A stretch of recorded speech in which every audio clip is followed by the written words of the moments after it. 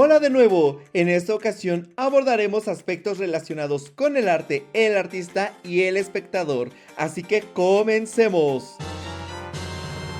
La palabra arte proviene del latín ars y del griego techne, con lo que se abarca toda actividad humana que, basándose en ciertos conocimientos, los aplica el artista para alcanzar un fin bello.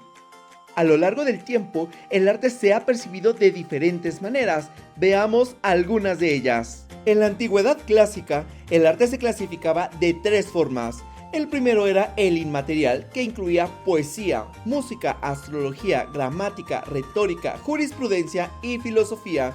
El segundo era el corporal, asociado a actividades físicas como lanzamiento, salto, velocidad, levantamiento de pesas, entre otras actividades. El tercero era el inmaterial y del cuerpo, correspondiente a la agricultura, gimnasia, arquitectura y escultura. En la Edad Media estaba ligado más a una técnica que a una creación estética. La temática predominante era lo religioso, pues su finalidad era representar temas divinos. Se dividió en dos ramas. La primera correspondía al trivium, que abarcaba gramática, dialéctica y retórica.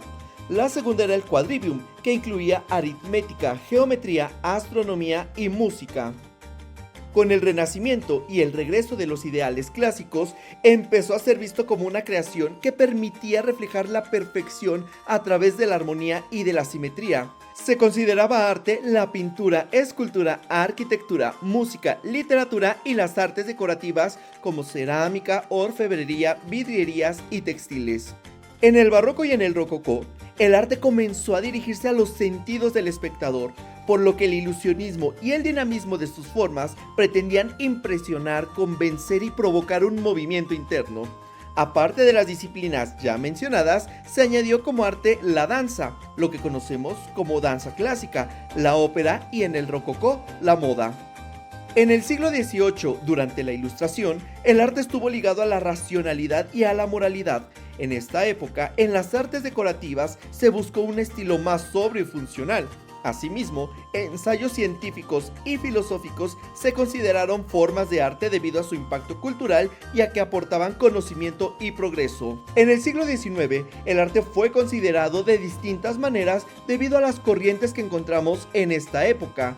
Se percibió como un medio para expresar emociones, para explorar la naturaleza humana y para reflexionar sobre un mundo en constante transformación. En el siglo XX se valoró la autonomía y la originalidad en el arte, las cuales debían implementarse sin restricciones académicas. A inicios de este siglo se añadió el cine como el séptimo arte. Con la llegada de la posmodernidad en la segunda mitad del siglo XX, se cuestionaron las definiciones de arte, se desafiaron las jerarquías y las distinciones establecidas entre alta y baja cultura.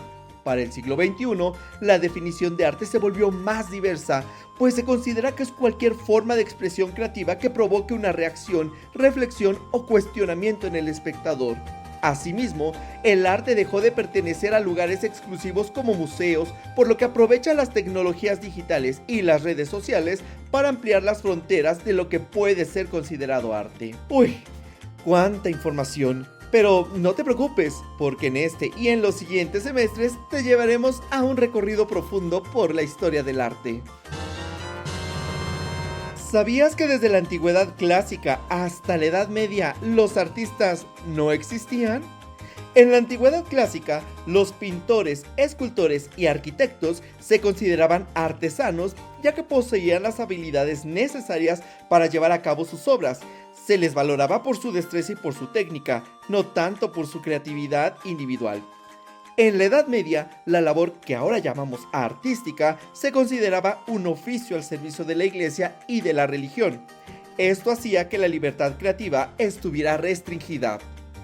Fue hasta el Renacimiento que surgió el concepto moderno del artista como un genio individual.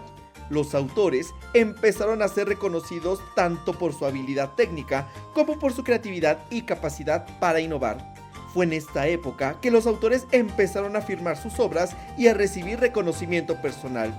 Por muchos años, los artistas fueron vistos como personas serenas. En el barroco, eran valorados por su habilidad para transmitir emociones.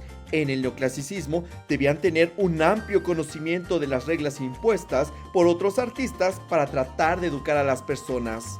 Pero con la llegada del romanticismo en el siglo XIX, se percibe al artista como un ser extravagante y extrovertido. Esto fue gracias a Théophile Gautier, escritor francés, que acudió al estreno de la obra Hernani de Victor Hugo con un llamativo chaleco rojo y un pantalón verde, lo cual generó una gran polémica. No obstante, con el realismo, según cuenta doña Emilia Pardo Bazán, escritora española, algunos autores trataron de recuperar la imagen del artista que está sentado en un escritorio de forma serena. Sin embargo, los esfuerzos no dieron muchos frutos. Desde el siglo XX, la noción del artista se diversificó aún más. Muchos, como Picasso o Dalí, se enfocaron en la innovación y en la experimentación. Igualmente, en esa época, se hizo más notable la idea de que cualquier persona podía ser artista y que el arte podía surgir en cualquier contexto, lo cual incluía la cultura de masas. En la actualidad, ha surgido un nuevo debate para definir lo que es un artista. Desde esta perspectiva, hay quienes apuntan la diferencia que hay entre ser famoso y ser artista o entre celebridad y artista. Esto lo podemos ver al cuestionarnos si Bad Bunny es artista o famoso, o si Taylor Swift es una celebridad o es un artista. Para este curso consideraremos la definición de la RAE, es decir, un artista es una persona que tiene la capacidad y la habilidad para cultivar alguna de las bellas artes. En la antigüedad clásica, el espectador tenía una actitud tanto pasiva como activa. Se involucraba en la apreciación estética, en la participación emocional, en la interpretación cívica y religiosa. Llegaba a ser tan activo que, si acudía a una comedia y no le gustaba, bajaba a los actores del escenario aventándoles diversos objetos. En la Edad Media, el espectador estaba asociado con la función religiosa del arte. Los espectadores interactuaban con las obras de una forma devota y reflexiva, pues integraban el arte en su vida espiritual y comunitaria. Durante el Renacimiento, se caracterizó por una mayor apreciación del conocimiento, de las técnicas y del simbolismo en el arte. En el Barroco, interactuaba con las obras de una forma sensorial y espiritual. Esta interacción no solo incluía la vista, sino también las emociones y los sentidos del espectador. Durante el siglo XVIII tuvo una relación más crítica, educativa y reflexiva. Participaba en la apreciación del arte gracias a los ideales de la razón, el conocimiento y el progreso. Para el siglo XIX hubo mayor accesibilidad al arte. Los espectadores se involucraban emocional y racionalmente con los productos artísticos. De esta forma, el arte se volvió un medio de reflexión sobre la sociedad, la naturaleza y la experiencia humana. Desde el siglo XX y hasta la actualidad, el papel del espectador sufrió cambios radicales. Dejó de ser un mero espectador para convertirse incluso en un coautor. Muchos artistas trabajaron para que las obras fueran admiradas por la gran mayoría de la población, como el muralismo en México. Igualmente, el arte contemporáneo busca que el espectador se involucre activamente con los productos artísticos. Desde nuestra perspectiva, el papel del espectador ante la obra de arte implica asumir una actitud activa, crítica y reflexiva para desarrollar el pensamiento crítico, la apreciación artística y el gusto por las obras de arte. Ya para finalizar, aunque parezcan términos muy simples, podemos ver que cada uno de ellos se ha modificado dependiendo del contexto en que se esté viviendo. Así que, en unos años, de seguro todas estas percepciones sufrirán diversas modificaciones, pues no olvidemos que vivimos en una era de cambios constantes. Esto es todo por ahora. Antes de que te vayas, no olvides darle like al video, compartirlo y suscribirte. Nos vemos en el siguiente.